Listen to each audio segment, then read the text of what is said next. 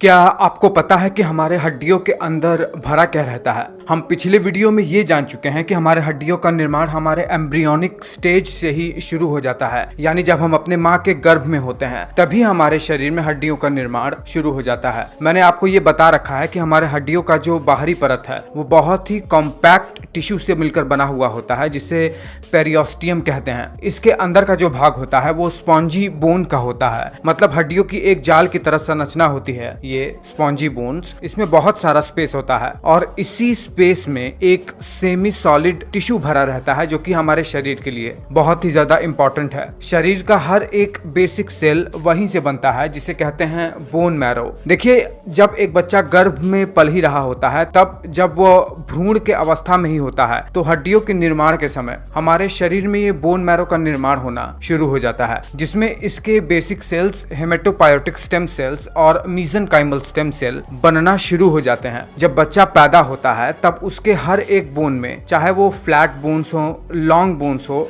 Short bone हो या irregular bone हो, सभी बोन में रेड बोन मैरो भरा रहता है। देखिए, जब बच्चे का उम्र 7 साल का हो जाता है तब यही रेड बोन मैरो का 50% भाग येलो बोन मैरो में कन्वर्ट होना शुरू हो जाता है। मैंने आपको बोन मैरो के बारे में बता दिया है, लेकिन मैंने अभी आपको ये नहीं बताया है कि बोन मैरो कितने प्रकार का होता है और अलग अलग बोन मैरो का काम क्या होता है। देखिए, बोन मैरो 2 प्रकार का होता है, येलो बोन मैरो और रेड बोन मैरो। जब एक बच्चा पैदा हुआ होता है तो उसके शरीर में हर एक टाइप के बोन में रेड बोन मैरो ही होता है। अब रेड बोन मैरो क्या करता है? रेड बोन मैरो एक बहुत ही इंपॉर्टेंट स्टेम सेल का टिश्यू होता है जिसे कहते हैं हेमेटोपायोटिक स्टेम सेल। यही हेमेटोपायोटिक स्टेम सेल खुद को डिफरेंशिएट करके रेड ब्लड सेल बनाता है, व्हाइट ब्लड सेल्स बनाता है और प्लेटलेट्स बनाता है। मतलब खून का हर एक पार्ट इसी हेमेटोपायोटिक स्टेम सेल से ही बनता है। रेड बोन मैरो से ही हमारे इम्यूनिटी के लिए जो सेल्स होते हैं, जो बीमारियों से लड़ने में मदद करते हैं, वो भी इसी स्टेम सेल से ही बनते हैं।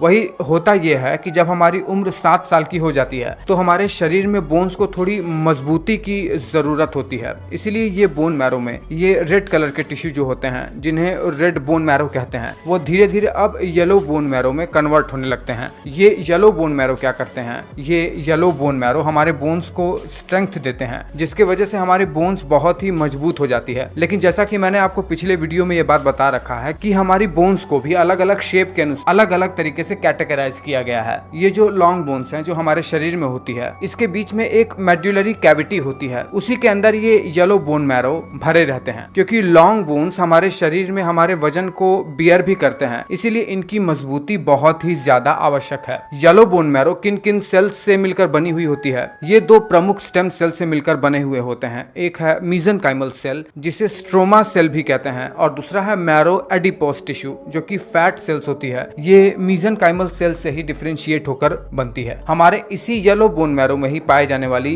ये मीसेनकाइमल सेल से ही हमारा कार्टिलेज बनता है, हमारे फैट सेल्स बनती हैं, और यही सेल हमारे शरीर में हमारे ऑर्गन्स के निर्माण करने वाले सेल भी बनाते हैं, जैसे लिवर की सेल वगैरह। हमारे शरीर में हमारे वजन का 5% भाग हमारे शरीर में ये बोन मैरो ही होते हैं। और आपको बता दें कि जब हमारे शरीर में खून की बहुत ज्यादा कमी हो जाती है, जब रेड बोन मैरो भी कम पड़ने लगते हैं ब्लड सेल्स के निर्माण के लिए, तब यही येलो बोन मैरो ही रेड बोन मैरो में कन्वर्ट होकर हमारे शरीर में ब्लड सेल्स को बनाने का काम करते हैं इमरजेंसी में। तो मैं उम्मीद करता हूं कि आप एक बहुत ही छोटे से वीडियो में बहुत कुछ जान गए होंगे। आप अपनी प्रतिक्रिया देना मत भूलिएगा।